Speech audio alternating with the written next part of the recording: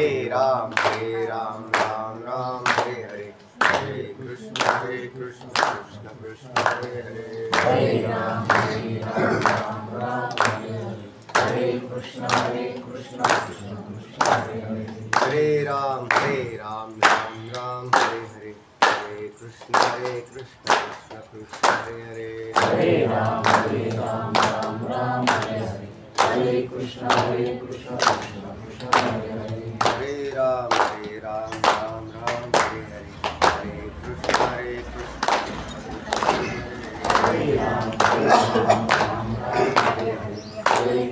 हरे कृष्ण कृष्ण कृष्ण हरे हरे श्री ज्ञानदेव पंढरीनाथ भगवान की जय और ज्ञानेश्वर महाराज की जगद्गुरु तुकाराम महाराज सब संतन नमः श्री शंकरानंद गुरुपाद जन्मनि सदास महामोह कुंडली वरदारी श्री ज्ञानदेव तुकाराम पंढरीनाथ भगवान की जय माऊली ज्ञानेश्वर महाराज की जय जगद्गुरु तुकाराम महाराज सब संतन की जय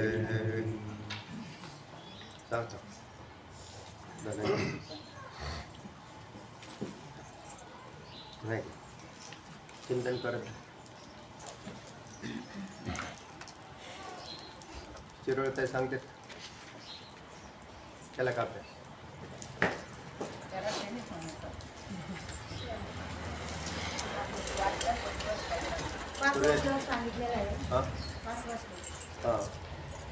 पाठ केला का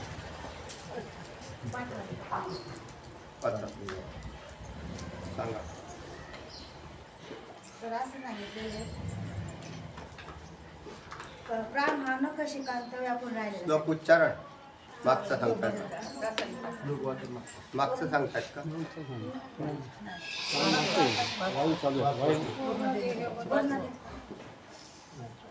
पूर्ण देहे बलम यच्छन् दक्षानां यं प्रवर्तकः वायु प्राणमयो नासा वात्मा चैतन्यवर्जना जो वायू देहात नखशिकांत व्यापून राहिलेला आहे त्याचं सांगितलं तो आत्मा नाही असं सांगितलं तो जो पूर्ण वायू शरीरात आहे पण आत्मा नाही त्या वायूचं काय काम आहे क्रियाशील व्यान रूपाने सगळ्या शरीरामध्ये सामर्थ्य उत्पन्न करतो अजून काय करतो तो क्रिया करतो त्याच्या सहाय्याने करतो वायू अजून इंद्रियांचा प्रेरक असतो संपूर्ण शरीरात व्यापून राहतो त्याच्या सामर्थ्याने शरीरामधले व्यापार होतात रसमिलनादी वगैरे सगळे वायूंचे 5 प्रकार सांगा बरं प्राण अपान उदान ज्ञान आणि सम म्हणजे प्राणाला 5 प्राण सांगा पुढे असं उपनिषदात सांगितलं तो आत्मा नाही म्हणजे त्याचं जे स्वरूप आहे ते चित स्वरूप नाही म्हणून तो आत्मा नाही चैतन्य नाही तर मग तो पंचमहाभूतापैकी एक भूत आहे म्हणून प्राण हे जरी आपल्याला त्या ठिकाणी चेतन हा प्रमाणे भासत असले तरी ते वास्तविक जड आहे आणि ते त्याचं स्वरूप आहे सांगा पुढे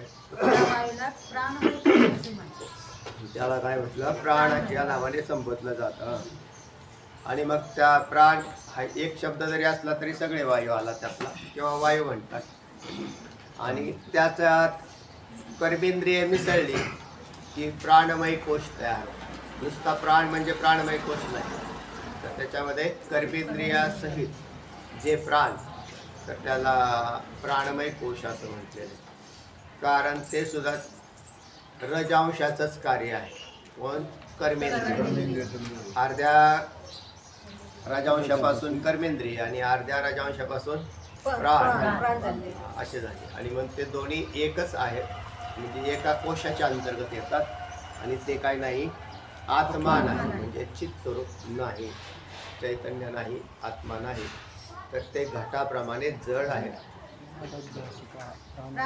प्राणामध्ये चलनादी क्रियाशक्ती असल्यामुळे हा चैतन्य रूप असावा असे काही स्थूल बुद्धी पुरुषांना वाटते.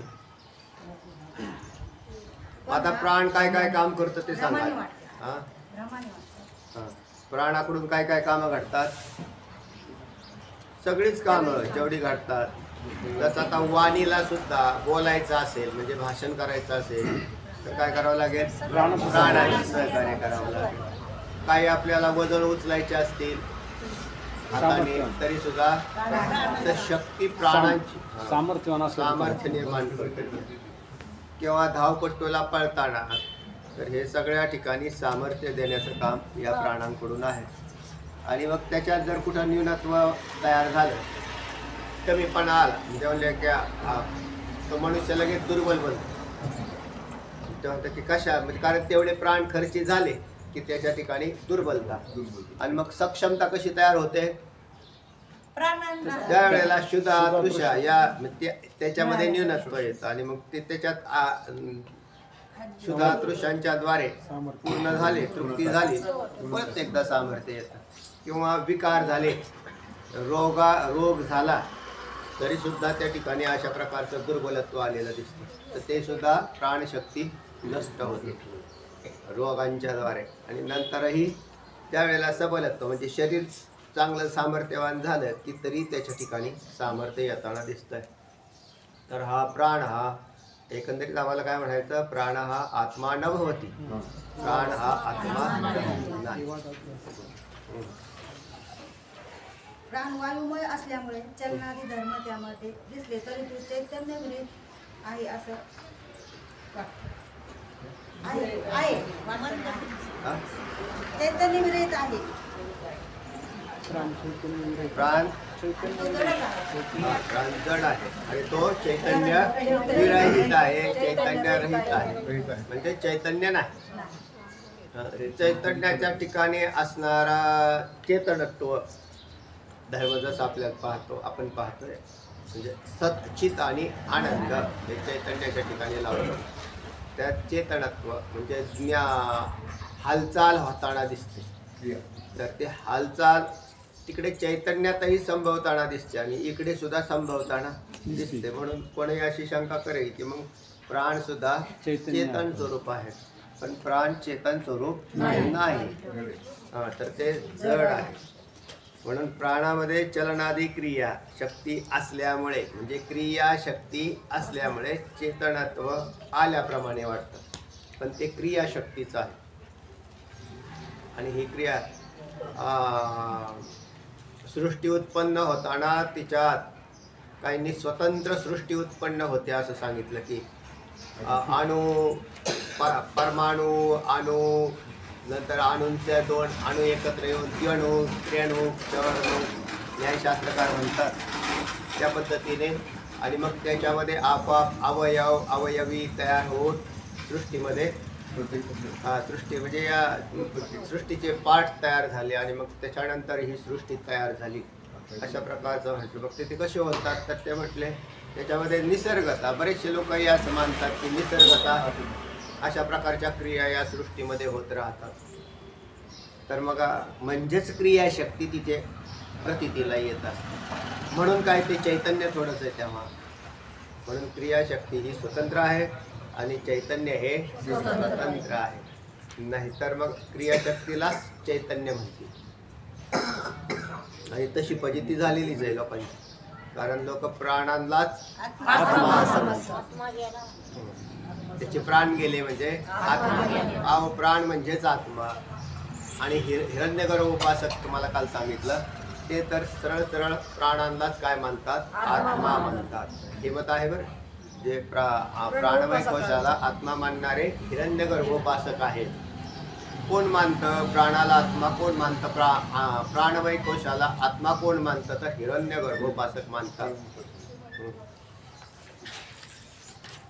पुढं याविषयी अनुमान असे सांगितले आहे की विद्याधिष्ठाता प्राण आत्मा न भवती जडत्वा. त्याविषयी अनुमान प्रमाण दिलेलं होतं. म्हणजे अनुमानाच्या द्वारे या आपल्या मुद्द्याची सिद्धी करायची आहे की अन्नमय कोश आत्मा नाही म्हणतात. कसं तर सांगा, जोग साहेब सांगा काय म्हटलं, अनुमान प्रमाण सांगा ना. विवाध्यासित प्राण आत्मा न भवती जडत्वात् घटाधिवत. कसं म्हणता? म्हणजे विवादास्यात ही पक्ष आहे आणि प्राण आत्मा विवादाध्यासित, विवादामध्ये जो अध्यास याच्यामध्ये काय ठरलेलं आहे, अध्यासित असा ठरलेला कोण, प्राण. प्राण हा. आणि आत्मा न न भवती हे साध्य आहे आणि जडत्वात हा हेतू आहे आणि घटाधिवत हे दृष्टांत उदाहरण दिले. जडत्वात हेतू. प्राण आत्मा न भवती, प्राण आत्मा होऊ शकत नाही. साध्य काय करायचं आहे की आत्मा न भवती, हे मग खरं महत्वाचं. आणि प्राण आत्मा न भवती आणि उदाहरण दिलेलं त्याला घटाधिवत.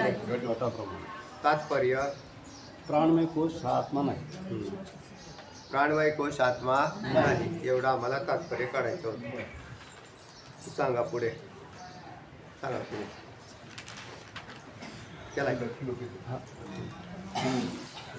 अहंतां ममतां देहे गेहाद्योच करोति यः कामाद्यवस्थया भ्रांतो नासा वात्मा मनोमयः.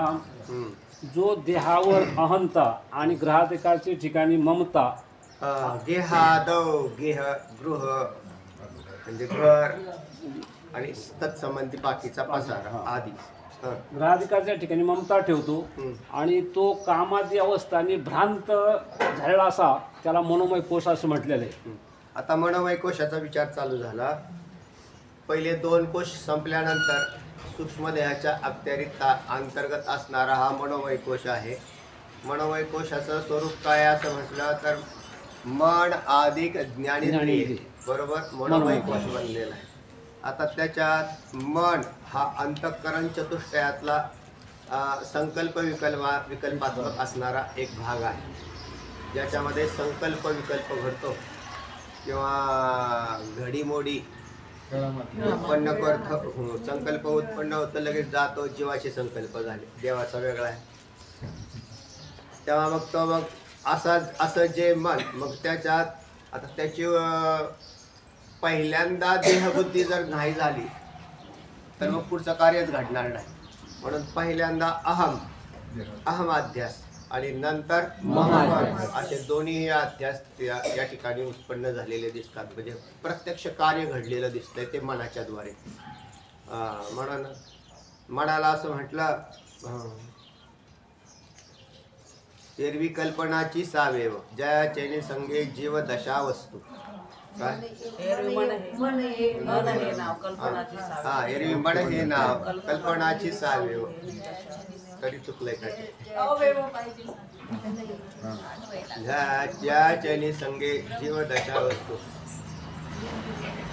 वाया मन हे नाव एरवी कल्पनाची सावेव जया चैनी संगे जीव दशा वस्तू असं म्हटलं माऊलींनी. मन वाया काय, मन नावाचा काय पदार्थ आहे असं शोधन करायला गेले, कुठे सापडलं हे मन.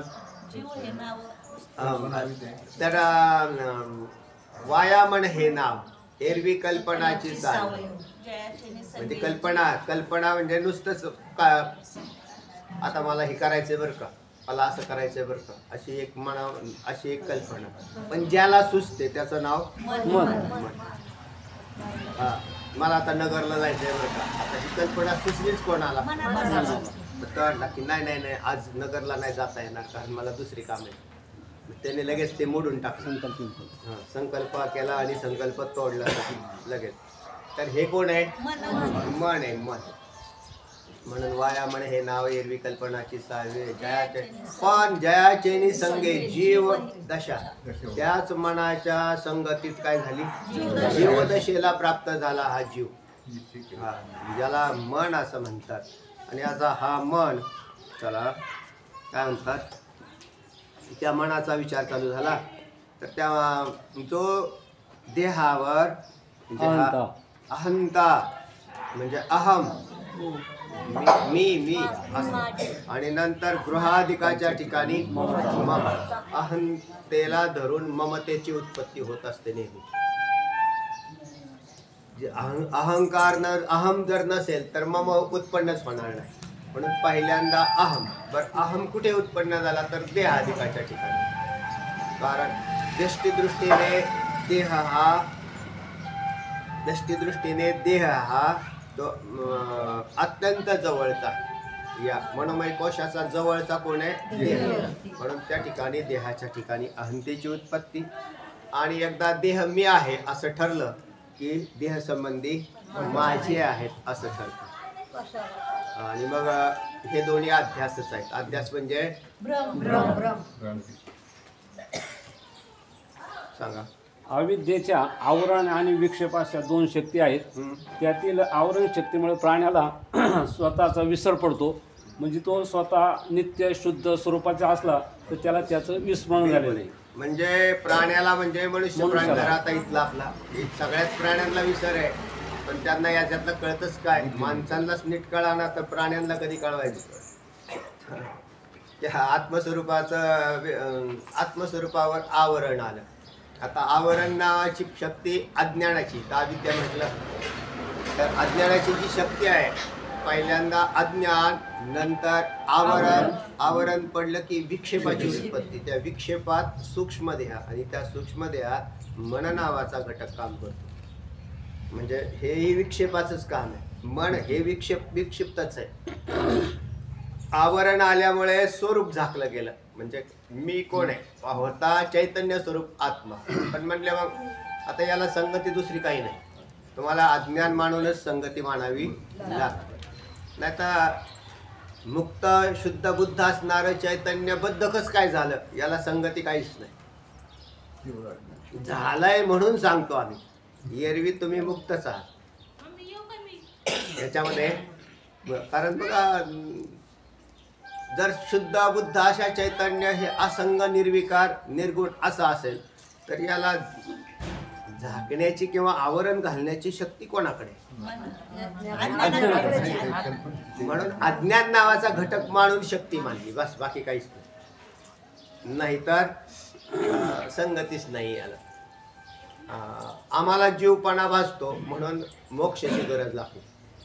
जर तुम्हाला जीवपणा भासत नसेल तर मोक्षाची गरज नाही. जीवपणा भासतो का?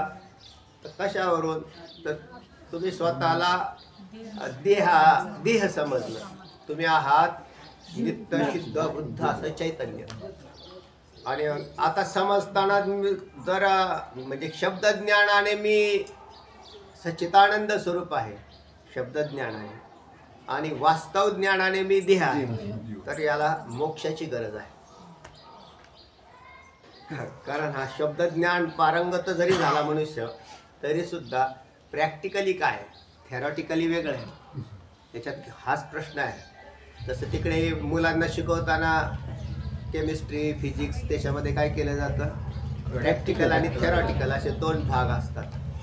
अध्यात्मशास्त्रामध्ये प्रॅक्टिकल आणि थेरॉटिकल हे दोन्ही भाग आहेत. प्रॅक्टिकल त्याने ते स्वतःवर करायचं, दुसऱ्यावर नाही. आचरणात आणणं आणि स्वतःवरच करणं, तर याचा परिणाम होतो. अन्यथा शब्दज्ञान पारंगत होतं. म्हणजे शब्द आता इथे बरं, तिथे तरी कमीत कमी केमिस्ट्रीमध्ये एखाद्या परीक्षा नळीमध्ये काही आम्ल आल्क टाकून तिथं असं दाखवता तरी येईल, बाहेर येतो. इथे काय आहे? वायू तयार झालेला दिसतो प्रयोगशाळेमध्ये. तिथलं प्रॅक्टिकल वेगळं आहे आपलं. इथे काय आहे प्रॅक्टिकल म्हणून? काय आहे तर प्रत्येक व्यक्तीच्या बरे दृश्य नाही याच्यामध्ये काय. म्हणून जितकंही अगदी सर्वेंद्रियाचे कान करून त्याने ऐकायचं आणि त्याच्यानंतर स्वतःवरच प्रॅक्टिकल करायचं. याचं नाव अध्यात्मशास्त्राचं हे प्रॅक्टिकल आहे. आणि मग त्यावेळेला त्याला तो अनुभव येतो. ऐकल्याने अनुभव येतो असं नाही. श्रवण श्रेष्ठ आहे, पण अंतर्मुख वृत्तीने श्रवण करायला पाहिजे. अपतता श्रवण, अंग श्रवण, अंगी श्रवण असे श्रवणाचे प्रकार केले, तुम्हाला मागं सांगितले. तेव्हा असं उत्कृष्ट श्रवण करून लोकांसाठी नव्हे आपल्या हितासाठी श्रवण केलं तर मग त्याला हे कळेल की मी मनोमय कोश हा मी नाही, तर ते मन नावाचा एक संकल्प विकल्पात्मक अंतःकरण वृत्तीचा भाग हा अज्ञानाची शक्ती आवरण आणि आवरणाच्या नंतर विक्षेपामध्ये हा कोश गेला, म्हणजे हे मन आलं. आवरण म्हणजे मन नाही, आवरणानंतर विक्षेपाची उत्पत्ती होते. त्या विक्षेपामध्ये विक्षेपाच्या अंतर्गत स्थूल आणि सूक्ष्म ध्येय येतात आणि त्या स्थूलाच्याही नंतर आतमधल्या बाजूला तुम्हाला हे मन नावाचा प्रकार दिसेल. तर त्याची जर सिद्धी करायला गेलं तर माऊली ज्ञानोबराय म्हटले काही होत नाही, मन काय होत नाही, पण त्याच्याशिवाय काय होत नाही, याची सिद्धी बी होत नाही. ते त्याला शोधायला गेलं की कसं आहे बुवा, याचे आपण चिरफाड करून पाहू काय आहे, तर तसं काही सापडत नाही. एरवी कल्पनाची सावे पण जयाचे निसंगे जीव दशा. तर तेव्हा आवरण नंतर विक्षेप अशा प्रकाराने हा विसर पाडता येते, जीवाला विसर पाडता येते विक्षेपाच्या नंतर. पुढे द्वितीय शक्तीमुळे म्हणजे विक्षेपामुळे तो देहाधिकांना मी समजतो आणि पुत्राधिकांना हे माझे असं म्हणतो. मी असं समजणं हेच अन्यथा ज्ञान आहे. यथार्थ ज्ञान सच्चिदानंद ब्रह्म मी आहे आणि अन्यथा ज्ञान देह मी आहे. आणि नंतर अधिक विपरीत ज्ञान ते तुम्हाला भ्रमाने बुद्धीने ब्रह्मबुद्धीने झालेलं. माझी बायको आहे, माझी मुलं आहेत, माझी नातवंड आहेत, हे अजून खाली गेला. जसा हळूहळू हळूहळू खाली खाली खाली चाललं. घेऊन या छंद माझे, घेऊन या छंद माझे माझे, तेव्हा हळूहळू अजून खाली अजून खाली. जे नसलेल्याला भ्रमाने म्हणायला लागला. आता जर तो सच्चिदानंद ब्रह्म मी आहे तर मग तो अजून खाली. आता मी महाराज आहे असं म्हणणं हाही खालीपणाच आहे त्याचा. अरे तू तर सच्चिदानंद आहे, पण व्यवहारात तो बोलायला गेला की तो तशा पद्धतीची वृत्ती गुंतली. त्या मी प्राध्यापक आहे, मी वकील आहे, तू तर ब्रह्म आहेस, तू वकील नाहीस, तू प्राध्यापक नाही, तू महाराज नाहीस, तो सच्चिदानंद ब्रह्मच आहे. व्यवहार काळात करत असेल वकील म्हणून ठीक आहे, पण आत्मनिष्ठ ज्ञान जे आहे ना ते सच्चिदानंद ब्रह्म मी आहे असं असावं. व्यवहारामध्ये तर मीचा वापर करावा लागेल तुम्हाला, कारण व्यवहार करत असताना त्या व्यक्तीला मी आलो, मी गेलो, मी जेवलो, त्याच्यात मी हा शब्द प्रयोग येतो. तर तरी मी कधी खात नाही, मी कधी जात नाही, हा भाव नित्य म्हणजे आत्मनिष्ठ भाव जागृत असावा. आणि मग व्यवहारात भ्रमबुद्धी म्हणजे भ्रमबुद्धी करत असेल तरी त्यापासून तो सावध असला पाहिजे. सावधान बुद्धी इंद्रिये दमी असं म्हटलं. बुद्धी तिथं सावध होऊन इंद्रियांचं दमन करून तो असला पाहिजे. चला पुढे. अहंता आणि ममता हे खोटे भाव स्वरूपाच्या विस्मरणानंतर मनुष्याच्या ठिकाणी हे राहतात. बरोबर. कोणाचं विस्मरण झालं? स्वस्वरूपाचं, म्हणून भाव आले. तर विस्मरण झालं नसतं तर भाव आले नसते. ज्या वेळेला तुम्ही चिंतन करत असताल की मी सच्चिदानंद ब्रह्म आहे, आता तुम्हाला तर पुष्कळ अध्ययन केलं तुम्ही, आणि मग अध्ययन केल्यानंतर सच्चित आनंद पदाचे सगळे ज्ञात अर्थ तुमच्या बुद्धीमध्ये अगदी परिपूर्ण झालेले आहेत. किंवा जेवढं निर्गुण निराकार जेवढं ते ब्रह्माचं विधिमुखाने निषेधमुखाने जितकं वर्णन आलं श्रुतींकडून वेदातलं आपण चिंतन केली जितकी, त्याच्या प्रकारची बुद्धी झालेली असेल आणि तसं चिंतन करत असाल, काही प्रासंगिक घटनाही घडली तुमच्या जीवनात प्रारब्धवशात, तरी ती व्यक्ती स्थिर राहते. कारण त्याचा भाव हा आत्मनिष्ठ असा बनलेला असतो. आत्मनिष्ठ भावाची स्थापना जर बुद्धीमध्ये झालेली असेल तर त्याच्यापासून म्हणजे त्याला फारसं त्याच्यापासून तो याच्यामध्ये येत नाही. म्हणजे संकट आलेलं असेल तर दुःखामध्ये येत नाही, तर त्याच्यामध्ये येत नाही. आणि आनंदाची घटना घडली तरी एकदम हुरळणेपणा हा त्याच्या ठिकाणी नसतो. कारण तो आनंद कशाचा आहे याचं त्याच्या बुद्धीत बरोबर चिंतन, की जो मुख्य आनंद सोडून दिला चैतन्य स्वरूपाच्या ठिकाणचा आणि तो ही इकडे कुठे चाललाय. जे भौतिक विषयानंदामध्ये रेंगाळलेले असतात किंवा जास्त घनिष्ठ असतात ते दुःखाच्या काळातही तेवढेच दुःखी असतात. जे जितके आनंदी असतात ते तितकेच दुःखी असतात. समांतर त्याला त्याने ह्या म्हणून याचा अनुभव त्याने दररोजच्या जेवणात केला की तो त्याच्यापासून आपाप वेगळा होऊन जातो. माझं हेही नाही हेही नाही, वेगळा दोही वेगळा, दोन्ही पासून भिन्न असा होऊन जातो. आणि जर तसा नाही राहिला तर मग आता हे सुखामध्ये काही अडचण नाही त्याला भोगायला, त्यावेळेला तो हुरळलेला असतो. जेव्हा दुःखाचा डोंगर कोसळतो तर तो काय कोसळेल हे काय सांगता येत नाही प्रारब्धजन्य स्थितीत. त्यावेळेला त्याची अवस्था पाहण्यासारखी असते. जो डगमगत नाही तर त्यांचंच नाव निष्ठता असं म्हटलंय. काय म्हटलं माऊलीचा अभंग नाही, जो डगमगत नाही. गुरु हा सुखाचा सागर, त्याच्यात म्हटलं सदा काळी टळमळे. गुरु वैराग्याचे मुळ गुरु खाली परब्रह्म केवळ गुरु सोडविता गुरु साधकाशी साह्य, गुरु भक्ता लागी माय, गुरु काम धेनु का कदा काळी डळमळे.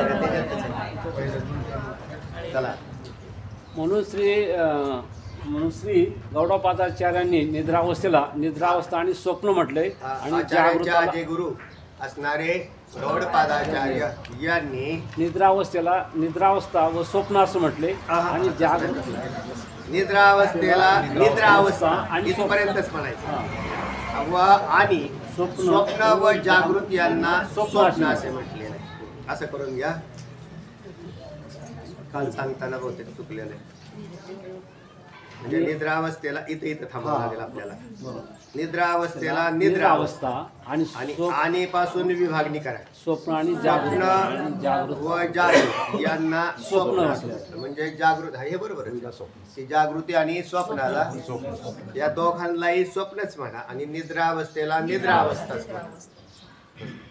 देहाला हा मी समजून आणि ग्रहाधिकांना माझे समजतो असा जो मनोमय कोश तो आत्मा नाही असं त्यांनी सांगितलं. बरोबर.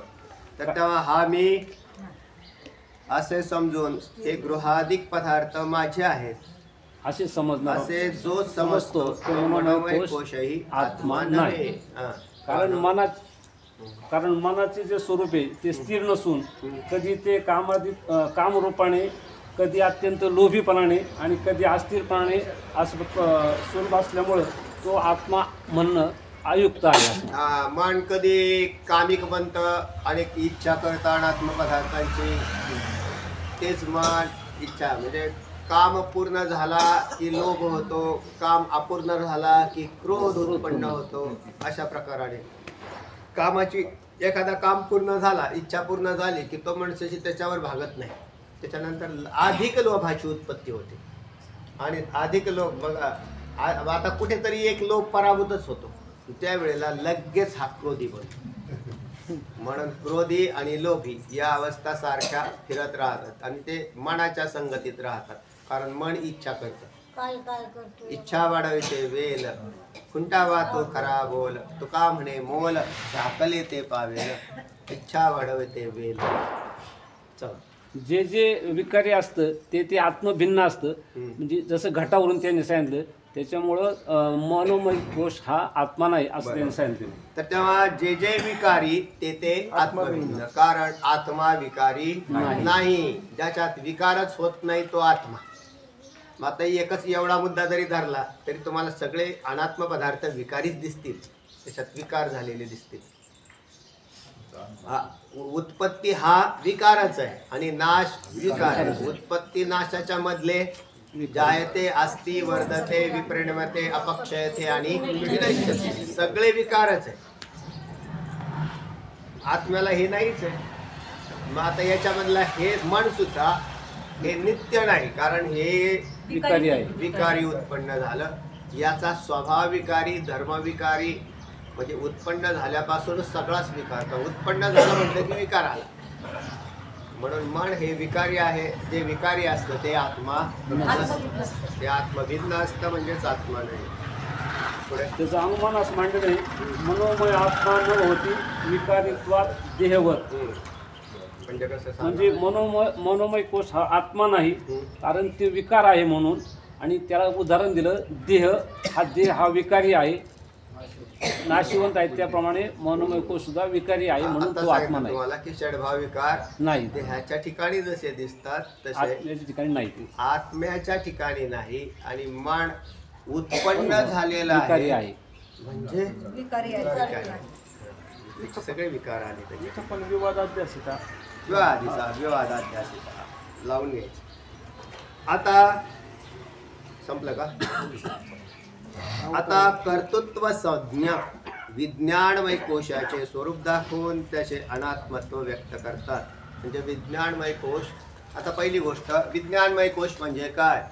तर विज्ञान या पदाचा अर्थ इथे बुद्धी असा आहे. आणि बुद्धी अधिक ज्ञानेंद्रिय बरोबर विज्ञानमय कोश होतो.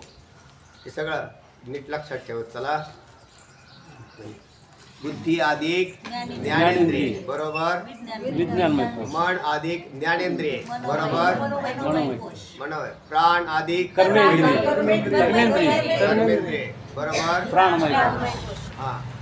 देह अधिक स्थूल देह अधिक अन्नमय कोश. स्थूल देहाला स्थूल देह अधिक नाही, स्थूल देह. अन्नमय कोश. यातलं तुम्हाला परत त्या अधिकची सवय लागली. स्थूल देह याचंच नाव अन्नमय कोश. झाले 5 कोश. एक राहिला. आनंदमय कोश. पुढचं अजून होणार आहे. आपण सध्या अभ्यास करतो इथपर्यंत आलो. मागच्या 3 कोशांचा अभ्यास केला. कोणत्या 3 कोशांचा? अन्नमय कोश, प्राणमय कोश, मनोमय कोश. आता विज्ञानमय कोश म्हणजे काय ते सांगतायत. लीना सुप्त वपुर्बोधे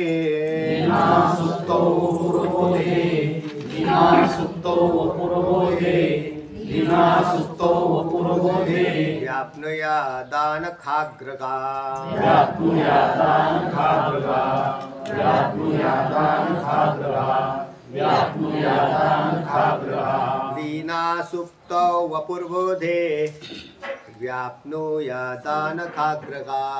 लीना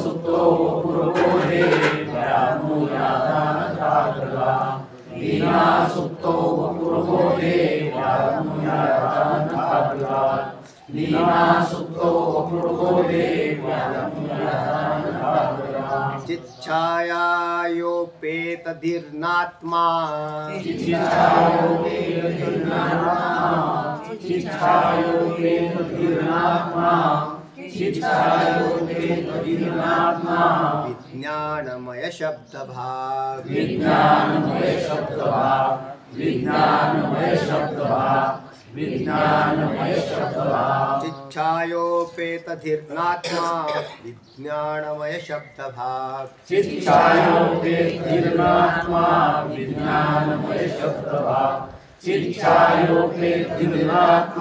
विज्ञानमय शब्दभाग चिच्छायोपेत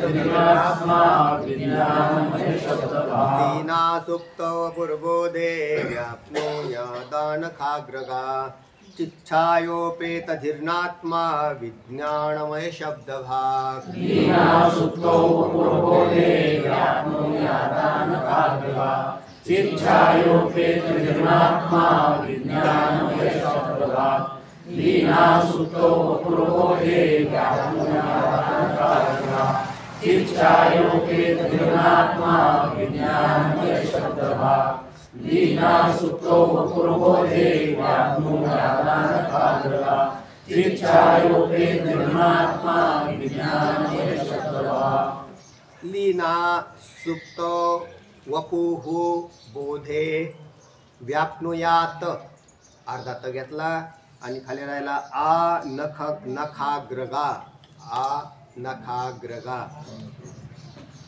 चिच्छायोपेत धीहि चिच्छायोपेत धीहि न आत्मा विज्ञानमय शब्दभाग झाले. लीना सुप्त वपुहु बोधे व्याप्नुयात आनखाग्रगा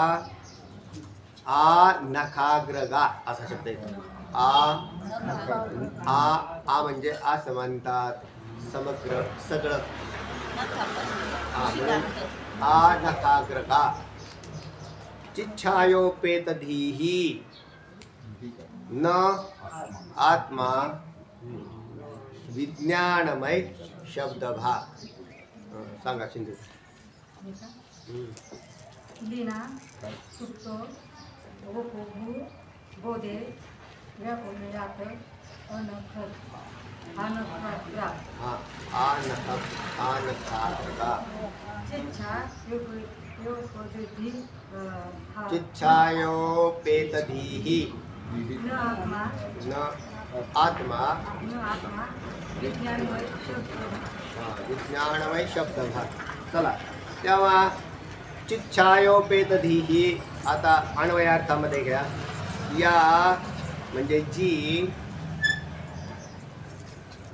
मूळ शब्द आलाय का या आला का त्यात नाही अध्यार केला विज्ञान म्हणजे त्याच्या आधी चिच्छायोपेतधीहि अर्थात चैतन्य चित म्हणजे चैतन्य छायो चिच्छायो चिच्छायो त्या चिच्छाया आणि उपेतधीहि म्हणजे छाया ने युक्त म्हणजे आभासाने चिताची छाया म्हणजे चैतन्याचा आभास आणि त्या चैतन्य आभासाने उपेतधीहि अर्थात युक्त अशी असणारी जी बुद्धी. हां त्याच्यात तसा पदच्छेद आहे पण त्यांनी एकत्रित केलेला आहे. जे चैतन्याच्या आभासाने युक्त असलेली बुद्धी चिच्छायोपदेती सुप्तलीना सती काय होते. चैतन्य इथे आपल्याला आता काय करायचं आहे की विज्ञानमय कोश आत्मा नाही हे सांगत असताना विज्ञानमय कोशात म्हणजेच बुद्धी येते आणि ती बुद्धी तर आपल्याला चलायमान दिसते. बरोबर आहे ना. बुद्धी ही सुद्धा चलायमान दिसते. बुद्धी चलायमान कशी होते तर चैतन्याच्या द्वारेच होते. याच्यात काही शंका नाही. पण अधिष्ठान चैतन्य स्वतंत्र राहतं आणि आभास त्या बुद्धीमध्ये येतो आणि त्या आभासाने आभासाच्या द्वारे त्या बुद्धीचं पुन्हा जसं काय होतं चलनवलन प्रतीतीला येतं. म्हणून बुद्धीमध्ये चैतन्याच्या आभासाने युक्त असलेली ही जी बुद्धी म्हणजे बुद्धीत कोण आहे चैतन्याचा आभास आहे. ती बुद्धी सुप्तोलीना सती सुप्तावस्थेमध्ये म्हणजे सुषुप्ती अवस्थेमध्ये निद्रा अवस्थेमध्ये काय होऊन जाते लीन होऊन जाते. म्हणजे बुद्धी लीन होऊन जाते. आणि कुठे जाते तर ज्या वेळेला सुषुप्ती अवस्थेत ती तुम्हाला लीन झालेली दिसते. बरं उठते कधी बोधे आनखाग्रगा ज्या वेळेला तो सुषुप्तीतून बाहेर आला त्यावेळेला जागृतीत आनखाग्रगा म्हणजे ज्या वेळेला जागा होतो जागृत काळी तेव्हा आता नख कुठं खालची धरायची पायाची तर पायाच्या नखापासून मस्तकापर्यंत काय होऊन जाते ती पुन्हा वपू व्यापनोयात. वपू म्हणजे शरीर. त्या संपूर्ण शरीरात ती काय होऊन जाते व्यापक होते. म्हणजे ती बुद्धी कधी लीन होते आणि कधी जागृतीत आली अवस्थेत आली की सगळ्या शरीरामध्ये व्यापून राहते. तर सा विज्ञानमय भाग सा विज्ञानमय शब्द भाग धी म्हणजे बुद्धी आत्मा न भवती सहा धिबुद्धी सहा धी आत्मा न भवती अशी जी कारण इथे तिथं काय झाला लीन होते आणि लीन झाल्यानंतर पुन्हा जागृतीत आल्यावर पुन्हा प्रगट झाली ती पुन्हा शरीराला व्यापून राहते. अशी बुद्धी सुद्धा विकारी ठरली. मग त्याच्यात म्हणले चैतन्य आहे ना तर ते चैतन्य त्या बुद्धीवरून वेगळं आहे. हे सिद्ध झालं. ज्या वेळेला बोध अवस्थेत येते त्या वेळेला चैतन्य प्रकट दिसतं का नाही आणि ज्या वेळेला सुप्त होते त्यावेळेला चैतन्य नसतं म्हणजे तिच्यात प्रगटीकरणच होत नाही. म्हणजे ते चैतन्य बुद्धी नाही. मग ते चैतन्य आम्ही त्याला शास्त्रात आभास असं म्हणतो. ते बुद्धीमध्ये प्रकाशित जे चैतन्य आहे ते आभास आहे. ती बुद्धी नाही. बर आभास सुद्धा विकारी आहे, म्हणून आभासाला सुद्धा आणि अधिष्ठान चैतन्यापासून वेगळं केलेलं आहे. अधिष्ठान चैतन्यापासून आभासालाही वेगळं. सुंदर दृष्टांत देऊन तुम्हाला हा विषय आता पटवून सांगतील. विषय सुंदर आहे, ऐकत राहा. लीना सुप्तो वपुर्बोधे व्याप्नो यादानखाग्रगा चिच्छायोपेतधीर्णात्मा विज्ञानमय शब्दभाग. या चिच्छायोपेतधीही जी चैतन्य आभासयुक्त असलेली बुद्धी. अन्वयार्थात सांगतात की चैतन्य आभासाने युक्त असलेली बुद्धी.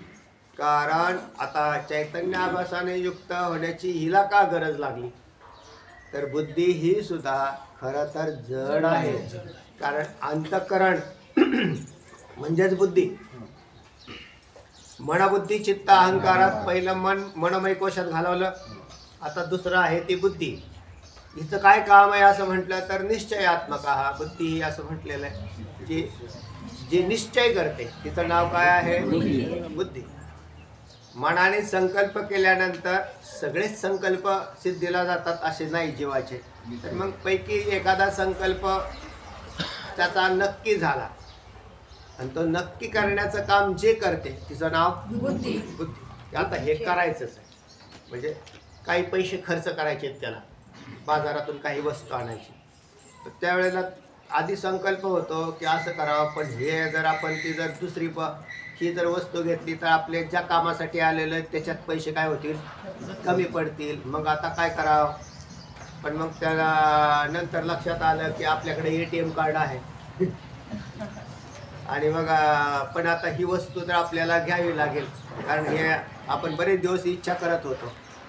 आणायला तिसरीच वस्तू गेला, पण हा बाजारातून ती वस्तू खरेदी करताना म्हटलं मग पैशाचा हात खाल्ला पाहिला. पण म्हणजे पैसे नका का नसणं, आता सध्या सोपं झाले, नुसतं असा मोबाईल टाकतात, असं केलं की गेले पैसे. मग त्याने त्याचं बजेट त्याच्यात टाकून दिलं आणि ती वस्तू घेतलीच. तर हे काम कोणी केलं, निश्चय केला. तो वास्तविक ते आणायला गेला नव्हता, पण त्याला ते समजलं की ही वस्तू मिळेल. असे पुष्कळ वेळा असं होऊन जातं की आणायला गेले भलते आणि घेऊन आले तिसरे. तर असं या वेळेला तिथं त्यावेळेला त्याने ती बुद्धी लगेच निर्णय घेते आणि ती वस्तू खरेदी करत राहते. अगदी तसंच आहे. तर पण मग आता ही बुद्धी काय आहे तर जड आहे, म्हणजे अपंचकृत पंचमहाभूतांच्या अर्ध्या सत्वांशापासून अंतःकरण जे झालं ते अंतःकरण म्हणजेच ही बुद्धी. तिचं नाव बुद्धी. अंतःकरणाला दुसरं नाव असं म्हटलंय साभासयुक्त बुद्धी अधिक अधिष्ठान चैतन्य बरोबर जीव झालं. म्हणजे साभासयुक्त बुद्धी अधिक म्हणजे बुद्धी ही विशेषण. बुद्धी काय आहे, विशेषण. विशेषणात प्रकाशित चैतन्य. विशेषणात प्रकाशित म्हणजे विशेषणात म्हणजे बुद्धीत प्रकाशित चैतन्य आभास अधिक अधिष्ठान चैतन्य विशेष बरोबर विशिष्ट जीव. असा विशिष्ट जीव बनलेला आहे. तर तेव्हा असे जे बुद्धी काय म्हणतात ऐका.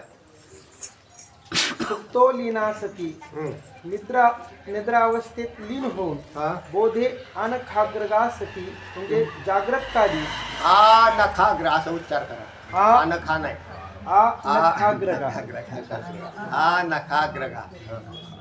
नखाग्रगा आ म्हणजे संपूर्ण. आ पदाचा अर्थ आहे संपूर्ण. असं म्हणतात, असं म्हटलेलं आहे त्याचं आशय. म्हणून आ नखा म्हणजे असंपूर्ण. आ म्हणजे संपूर्ण. नखाग्रगा अगदी नखा आगापासून संपूर्ण म्हणजे बस्तकापर्यंत. तर त्या काय म्हटलं वाचा. जागृत काली पायांच्या नखापासून मस्तकापर्यंत राहून शरीर व्यापते.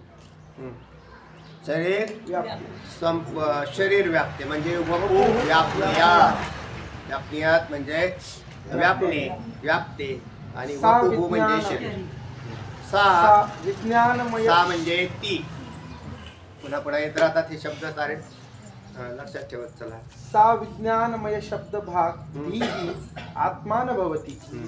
सा विज्ञान अशा प्रकारे जी वर्णन केलेली आहे की विज्ञानमय शब्दाला पात्र होणारी बुद्धी मग- आत्मा नव्हे.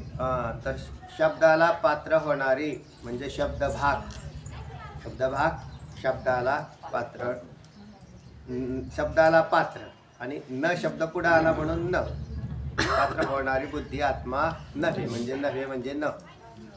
चला. बुद्धीमध्ये जी ज्ञानशक्ती प्रतीत होते हा. ती वस्तुतः बुद्धीची नसून बुद्धी साक्षी जो चिदात्मा त्याची आहे. हा म्हणजे बुद्धीमध्ये जे ज्ञान शक्ती प्रतीतीला येते हे आपल्याला असं वाटतंय सुद्धा का आपण जे बुद्धीने इतकं सगळं जाणतो, सगळ्या पदार्थाची ज्ञान होतात आणि ते ज्ञान, कारण तुम्ही ज्ञानालाच आत्मा म्हणताना चित म्हणजे ज्ञान आणि ज्ञान म्हणजे आत्मा, ते तर बुद्धीमध्येच आहे. मग बुद्धीच आत्मा म्हणा ना असं एक जण मानतो. विज्ञानमय कोश मानणारा हा विज्ञानवादी हा बुद्धीला आत्मा मानतो. तर खाली आलेला विषय तो खाली घेऊ आपण. चला वाचा. कारण निद्रा अवस्थेत ती निशेष लीन होत असते. हा निद्रा अवस्थेत ही बुद्धी काय होते? लीन होते. एक तर बुद्धी चैतन्याची ज्ञानशक्ती प्रतीतीला येते, पण ज्ञानशक्ती ज्या बुद्धीत प्रतीतीला येते, आम्ही ज्ञानशक्ती ज्ञान आत्मा नाही असं नाही म्हटलो, बुद्धी आत्मा नाही असं म्हटलो. हे लक्षात ठेवा. ते ज्ञान बुद्धीत आलं. पाटाचं पाणी म्हटलं पाणी कोणाचं? विहिरीतलं पाणी, पाटाचं नाही. त्या पाटात आलंय पाटाचं पाणी पाटाचं नाही, कारण पाटाच्या ठिकाणी ती क्षमताच नाही. हा पाटात आल्यामुळे त्याच्यावर शिक्का मांडला. पाटाचं पाणी, वाफ्यातलं पाणी, वाफ्यात पाणी गेला आणि वाफा भरलेला आहे. शेंडे साहेब शेतकरी आहेत. हा मग शेतकरी असलेला आहे. मोठतलं पाणी, तुम्ही कशात मोठ पाहिजे? मोठ्याचं पाणी, पाटाचं पाणी, वाफ्याचं, यांच्यात पाणी निर्माण करायची क्षमताही नाही. तर ह्या उपाध्या आहे. तशी बुद्धी सुद्धा उपाध्या. त्या बुद्धीत हे चैतन्याचं ज्ञान आलं म्हणून आपल्याला असं व्हायला लागलं की बुद्धी म्हणजे आत्मा, आणि असं शास्त्रकारांनी म्हटलं. दुसरा भाग असा, आता हा बुद्धी ज्ञानशक्ती प्रतीत होते ती वस्तुता बुद्धीची नसून बुद्धी साक्षी जो चिदात्मा त्याचे आहे. कारण आता कारण का सांगतात? काय कारण काय? निद्रा अवस्थेत ती निशेष लीन होत असते असे आपण प्रत्यक्ष पाहतो. बरोबर आहे. निद्रा अवस्थेत बुद्धी काय झाली? म्हणजे व्यापार करत नाही. बुद्धीचे कोणतेच व्यापार होत नाही. लीन कशात होती?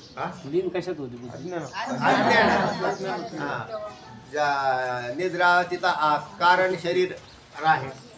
स्वप्नामध्ये कारण शरीर आणि सूक्ष्म शरीर दोन्ही बी आहे. जागृतीमध्ये कारण, सूक्ष्म आणि स्थूल या तिन्ही उपाधी आहेत. स्वप्नात 2 उपाधी आहेत आणि सुषुप्तीत 1 उपाधी आहे. म्हणून अज्ञान ही उपाधी आहे. आणि त्याच्यामध्ये हे बुद्धी काय होऊन जाते? लीन होऊन जाते.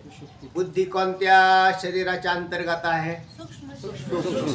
आणि लीन होताना कोणत्या शरीरात जाते?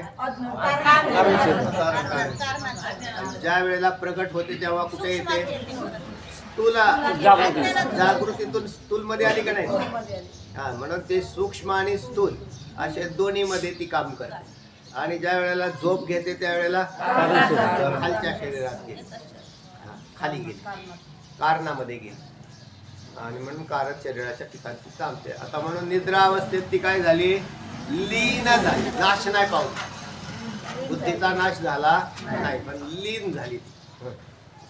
यास्तव बुद्धिस्त चैतन्य हे खरे चैतन्य नसून म्हणून आता ज्या वेळेला ती लीन होते ना, बुद्धी लीन झाली, तर त्याच्यात अंतःकरणाच्या सूक्ष्म वृत्त्या काम करत असतात. अंतःकरण याच्यात काही शंका नाही, कारण तो जीव काय मुक्त झालेला नाही.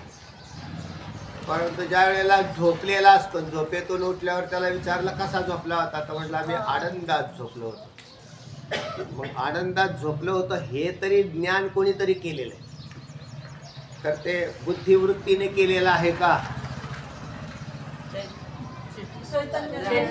साक्षी वृत्ती असते ना ती. माझं म्हणणं काय, ते बुद्धिवृत्तीने केलेलं आहे का? त्याचं उत्तर जागी झाल्यावरच होत तेव्हा नाही सांगता येत. नाही, मला ॲक्युरेट उत्तर सांगा. अंतःकरणात साक्षी करून येतो का? बऱ्याच वेळा सांगितलं तुम्हाला, बुद्धिवृत्तीचं ज्ञान ते अंतःकरण वृत्तीचं आहे आणि तिथं अविद्या वृत्तीने ज्ञान होतं. अंतःकरणात आल्यावर जागी. स्वप्नातही अविद्या वृत्ती. आता अंतःकरण वृत्तीचे अत्यंत सूक्ष्म अवस्थेत त्या ठिकाणी ते ज्ञान तर तेव्हा ते अविद्या वृत्तीकडूनच मांडलं गेलेलं आहे. अंतःकरण वृत्तीचं ज्ञान नाही. लक्षात येते? बुद्धिवृत्ती जर, कारण लीन झाली ना, बुद्धिवृत्ती काय झाली? लीन झाली, म्हणून अंतःकरण वृत्तीचं ज्ञान नाही. अविद्या वृत्ती आणि ज्ञान तर होत आहे, म्हणून अत्यंत सूक्ष्म त्या वृत्त्या ज्या अंतकरण आहे ज्या कारण देहाच्या अंतर्गत, म्हणजे तिथं तुम्हाला अंतःकरणाच्या अंतर्गत त्या अविद्या वृत्तीने होतं. आता अविद्या वृत्तीने होतं हे कसं सिद्ध होतं? कारण मी काही जाणत नव्हतो. लक्षात आलं? मी काही जाणत नव्हतो. ज्ञान तर झालं. ज्ञान व्हायचं असेल तर वृत्ती तर लागेल, मग लागेल ना. मग कोणती? अविद्या वृत्ती. मग ती वृत्ती तिथं काम करते. नाहीतर साचाची पुरती विरा जरी न येता स्वप्न जागरा तरी ब्रह्मभाव साचोकारा न येता. जर ती वृत्ती सुद्धा बाहेर आली नसती तर ब्रह्मभावाचाच विषय होता. यास्तव बुद्धिस्ट चैतन्य हे खरे चैतन्य नसून तो केवळ चैतन्याचा भास आहे असे आम्ही म्हणतो. तर तेव्हा एकंदरीत आम्हाला एवढंच म्हणायचं. आता काय म्हणायचं आहे की बुद्धी म्हणजे चैतन्य नाही, म्हणजे आत्मा नाही. कारण बुद्धीत चैतन्य आहे. आता बुद्धीतलं चैतन्य कोणतं तेही तुम्हाला कळालं. कोणतं? आभास. कारण चैतन्याचे दोन भाग केले, एक बुद्धिस्थ चैतन्य आणि बुद्धी अधिष्ठान चैतन्य. तर बुद्धी अधिष्ठान चैतन्य स्वतंत्रच राहिलं आणि बुद्धिस्थ चैतन्य हा आभास त्या ठिकाणी आलेला दिसतोय आणि त्या आभासाने ही बुद्धी काम करताना दिसते. मग आम्हाला असा भ्रम झाला की अहो बुद्धी तर चैतन्यच आहे, कारण काम करते ना, ज्ञान होते ना, आणि ज्ञान म्हणजेच चैतन्य आहे. म्हणून विज्ञानमय कोश हा आत्मा नाही. आणि स्वप्नामध्ये पण अविद्या वृत्तीच काम करते. स्वप्नात अविद्या वृत्ती आहे, अंतःकरण वृत्ती नाही, अविद्या वृत्ती. पुढे अहो पण प्रत्यक्ष प्रमाणाने सिद्ध होणारे बुद्धी चैतन्य तुम्ही नाही म्हटल्याने नाहीसे कसे होणार? असं कोणी म्हणेल की का हो तुम्ही नाही म्हणायचं, आम्हाला तर दिसतंय प्रत्यक्ष बुद्धीमध्ये चैतन्य आणि तुम्ही नाही म्हणता, असं कसं काय होईल? आम्हाला तर दिसतंय ना प्रत्यक्ष अनुभवाला की आम्हाला सगळ्या पदार्थांची ज्ञान होतात. कशाने होतात? बुद्धीने होतात. म्हणून ज्ञान कोणाने होत? ज्ञान कशामुळे होत आहे? बुद्धीने होतं. म्हणून बुद्धी काय आहे? चैतन्य आहे, म्हणजे आत्मा आहे. असं वाटतंय ना आपल्याला की बुद्धी म्हणजेच आत्मा आहे, बुद्धी म्हणजेच आत्मा आहे. कारण ज्ञान होतं आणि ज्ञानालाच काय म्हटलेलं आहे? आत्मा. ज्ञानाला आत्मा. पण ते म्हटल्या, मग ते परत उदाहरण तेच, पाणी द्या, पाणी द्या म्हटलं की पाणी आणलं. कशात आणलं? तांब्यात आणलं. मग पाणी कोणाचं?